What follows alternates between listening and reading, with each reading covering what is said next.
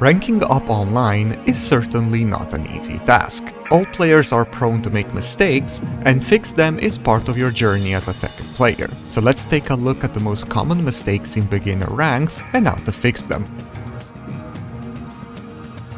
While some players might find useful to have advanced techniques mapped on the pad, special style will very quickly hinder your growth as a Tekken player, since having access to your entire arsenal of attacks is essential.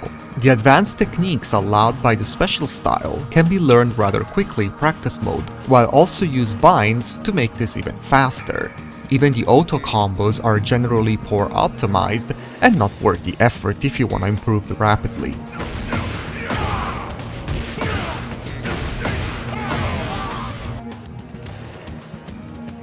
Extremely important in Tekken is learning the key moves of your character. Key moves are the most effective attacks that your character has at his disposal, and applying them is essential in order to maximize the efficiency of your character. For example, although Dragunov's down 4 and down 2 can both go through the opponent's guard, down 2 is by far the best low poke Dragunov has at his disposal.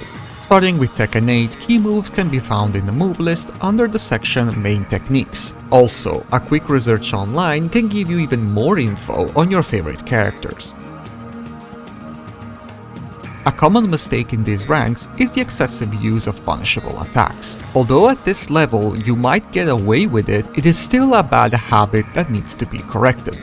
There are two types of punishable attacks: punishments, attacks strictly designed to be used after blocking a punishable attack, and high-risk, high-reward attacks that are designed to steal your turn and shift the momentum of the fight. Also, even if getting punished is rare, you will still lose all of your momentum, allowing the opponent to safely initiate his offense. So remember to use punishable attacks sparingly, and stick to safe attacks most of the time.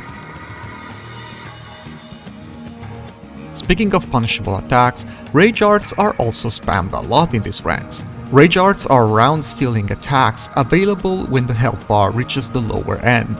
They can absorb all kinds of attacks, but once blocked, they will cost you the round in most cases.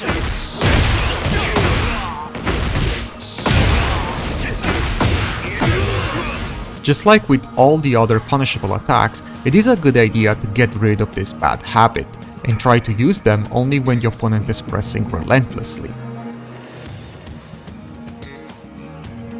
Being able to recognize the opponent's attacks and react accordingly can be quite difficult for a beginner. Depending on the number of hits in a string, it becomes more and more reasonable to be able to respond accordingly.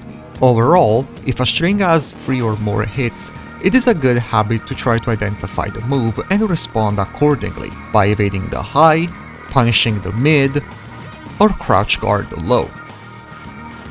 When it comes to 2-hit strings, it becomes more complicated and can only be done if the opponent is too predictable with his timing. Nonetheless, it is important to prevent the opponent from abusing certain strings that, if not countered appropriately, can become way too powerful and rewarding for the opponent. Stay tuned for the next episode, where we're gonna explore the 5 most common mistakes in tail ranks. Thank you so much for watching, and I'll see you in the next one. Bye bye.